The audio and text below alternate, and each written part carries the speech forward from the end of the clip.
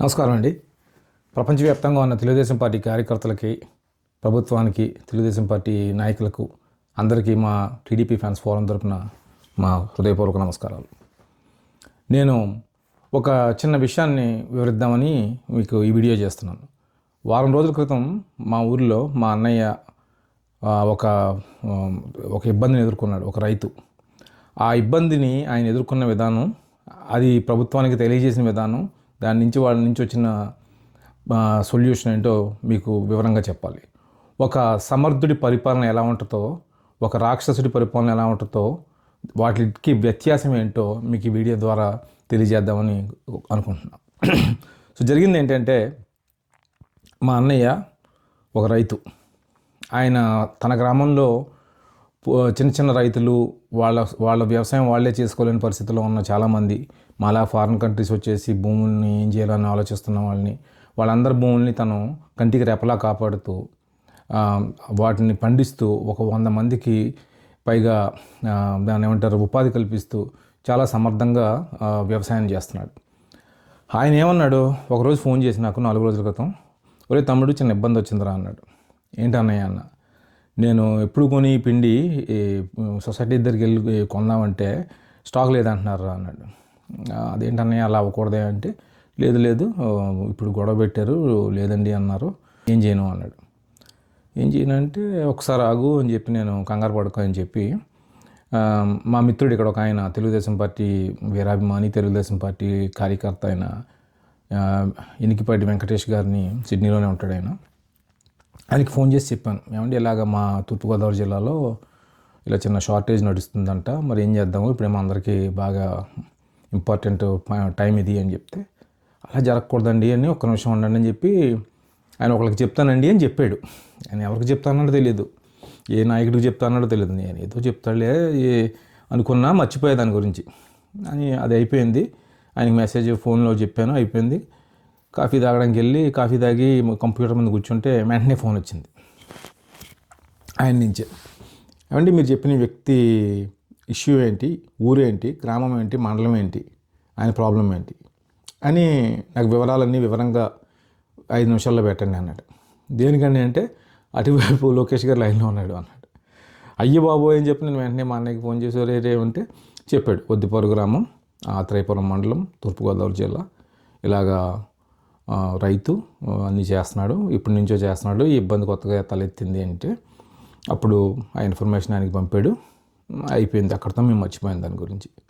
So జరిగింది ఏంటంటేనండి, ఇది ఆ షార్టేజ్ ఎందుకు వచ్చిందంటే, బ్లాక్ మార్కెట్ని అరికట్టడానికి, ఇప్పుడు ఇరాన్లో యుద్ధం రావడం వల్ల ఇట్లన్నిట్లో ఉన్న బ్లాక్ మార్కెట్ అయ్యే పరిస్థితి ఉందని ప్రభుత్వమే లిమిట్ పెట్టింది. ఒక వ్యక్తికి ఇంతకు మించి అమ్మొద్దు, వాళ్ళకు ఇంత భూమి ఉంటే ఇంత అమ్మండి అని. అది ఒక న్యాయమైన పద్ధతి అది, ఎందుకంటే బ్లాక్ మార్కెట్ చేస్తారో అని చెప్పి ఆయన భయపడి చేశారు. కాకపోతే ఈ ఇబ్బంది వస్తుంది, కౌలు రైతులకి ఇబ్బంది వస్తుంది అన్నది ఆ డిస్కషన్స్లో కొంచెం మిస్ అయింది. సరే అయిపోయింది, మేము మెసేజ్ పెట్టేసాము, మర్చిపోయాం దాని గురించి. విత్ ఇన్ 24 hours నేను నెక్స్ట్ డే పొద్దున్నంటే మా ఆస్ట్రేలియాలో మధ్యాహ్నం 12-12:30కి నేను కంప్యూటర్ ముందు కూర్చొని పని చేసుకుంటుంటే మళ్ళీ అన్నయ్య ఫోన్ చేశాడు. ఏంట్రైడ్ మళ్ళీ ఫోన్ చేశాడంటే, తమ్ముడు ఏం చేసావురా అన్నాడు. ఏం చేయలేదు అన్నయ్య, నేను చెప్పాను అంతే. ఎలా అంటే, నాకు తెల్లవారుజామునే ఫోన్ వచ్చింది సొసైటీ నుంచి, ఇలాగా 2 ట్రక్కులు లోడ్ వచ్చిందండి, మీరు ఎంత కొలుతా అంత తెచ్చి పట్టుకెళ్ళండి అని. 24 గంటల్లో. ఎప్పుడన్నా విన్నారండి ఇది? ఎప్పుడన్నా ఇంత చకాచకిన ఒక ఇబ్బందిని సాల్వ్ చేయటం, ప్రజలకు ఉన్న ఇబ్బందిని సాల్వ్ చేయడం ఒక ప్రభుత్వ నేత, అంత స్థాయిలో ఉన్న నేత, ఇది ఎప్పుడన్నా విన్నారా మీరు? ముందు 5 ఏళ్ళ పరిపాలనలో ప్రజలు రోడ్లు లేక, నీళ్లు లేక, కరెంట్లు లేక, అవసరానికి ఎరువులు లేక ఎంత ఇబ్బంది పడ్డారండి? ఎప్పుడన్నా ఇంత చురుక్కున, ఇంత ఈజీగా సొల్యూషన్స్ జరిగినాయా? జరగలా. ఇప్పుడు మన లోకేష్ గారు అనగానే ఒక విమర్శ ఏంటంటే, లోకేష్ గారు, బాబు గారు ఎంతసేపు హైటెక్ సిటీ అంటారు, ఎంతసేపు టెక్నాలజీ అంటారు, గూగుల్ అంటారు. కాకపోతే ఈ మార్పు ఏంటంటే, లోకేష్ గారిలో ఉన్న పెద్ద విషయం ఏంటంటే, ఆయన రైతుని ఎప్పుడూ మర్చిపోవట్లా. మధ్యతరగతి, దిగువ తరగతి ప్రజలకు ముందు వాళ్ళ అవసరాలు తీరిస్తేనే ఈ పెద్ద ప్రాజెక్టులు వీటిలన్నిటి వాల్యూ కనబడుతుంది.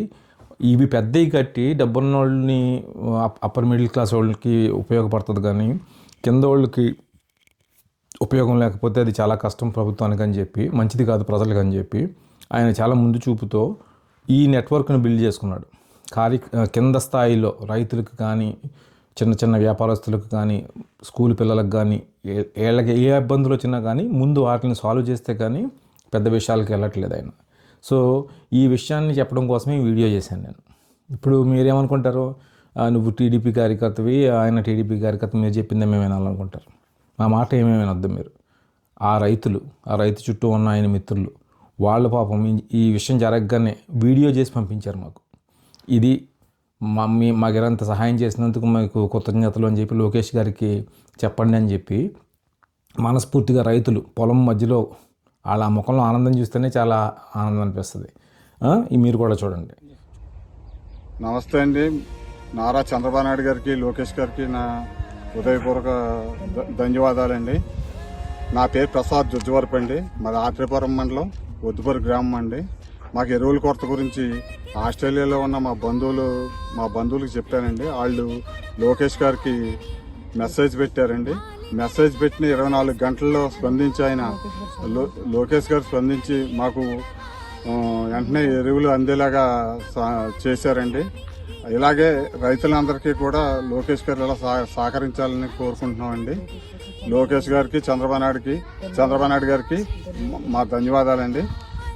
అలాగే ఆస్ట్రేలియాలో ఉన్న ఇంటిపాటి వెంకటేష్ గారికి, ఉల్లూరి రాజేష్ గారికి నా ఉదయపూర్వక ధన్యవాదాలు తెలియజేసుకుంటున్నానండి. ఓకే, గుర్తుపెట్టుకోండి, ప్రభుత్వం అంటే ప్రజల కోసం, రైతుల కోసం, మధ్యతరగతి ప్రజల కోసం. ఇలాంటి మధ్యతరగతి చిన్న తరగతి ప్రజలని కూడా ఎంతో ప్రేమగా, ఎంతో ఆదరంగా చూస్తున్న ఈ ప్రభుత్వం ఎప్పుడూ అద్భుతమైన పనితీరును కనపరచాలని కోరుకుంటూ లోకేష్ గారికి, బాబు గారికి కృతజ్ఞతలు తెలుపుకున్నాను. ధన్యవాదాలు. కదం దొక్కే కాపాడగ లోకేష్ అన్నా,